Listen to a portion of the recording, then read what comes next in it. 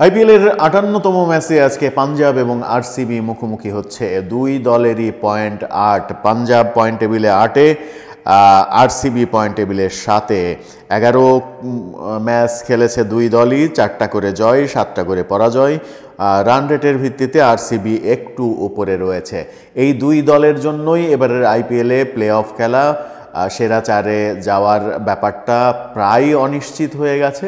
এই অনিশ্চিত ব্যাপারটাকে নিশ্চিত করতে আদতেও পরের যে আজকের ম্যাচ সহ যে 7টা ম্যাচ, সেই 7টা ম্যাচে 14 পয়েন্ট পেলে 14 আর 8-এ 22 হবে। সেই 22 যদি করতে পারে তাহলে হয়তো সেরার লড়াইয়ে, সেরা চারের লড়াইয়ে নিজেদেরকে নিয়ে গেলেও যেতে পারে সেরকম অবস্থা। তবে এটুকু এখন বলাই যায় যে পাঞ্জাব এবং আরসিবির জন্য এবারের আইপিএল শেষ হয়ে গেছে।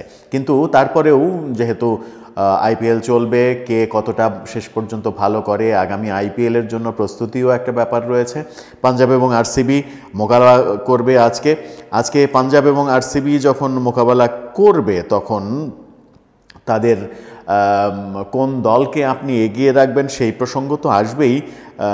পাঞ্জাবের জন্য খারাপ খবর হচ্ছে তারা এখন পর্যন্ত তাদের নিয়মিত অধিনায়ক শেখর ধাওয়ানকে আবার ফিরে পায়নি। ফিরে না পাওয়ার কারণে স্যাম কারানকে অধিনায়কত্ব করতে হচ্ছে, সেটা একটা দুর্বলতার জায়গা। পাঞ্জাবের সর্বশেষ ম্যাচের দিকে যদি তাকাই আমরা, সিএসকের সাথে তারা হেরেছে। চেন্নাইয়ের সঙ্গে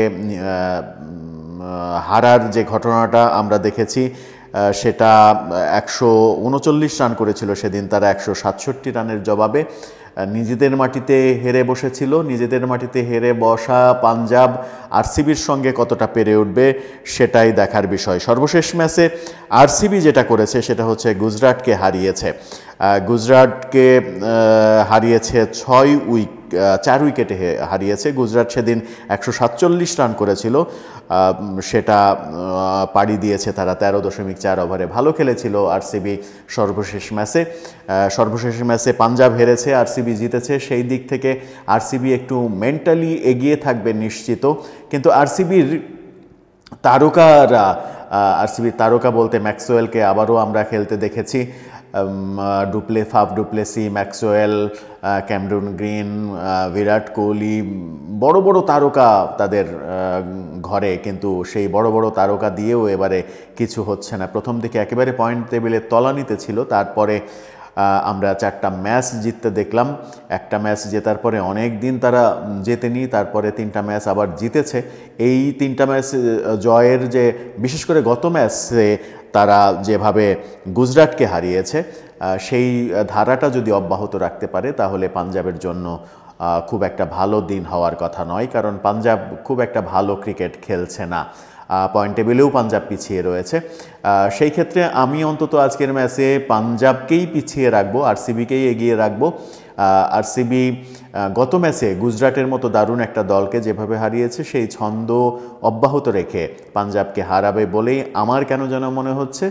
আর পাঞ্জাব যদি ছন্দ ফিরে পায়, সর্বশেষ ম্যাচে চেন্নাইয়ের সঙ্গে যেভাবে বাজেভাবে হেরেছে তারা, মাত্র 168 রানের লক্ষ্যে পৌঁছাতে পারেনি।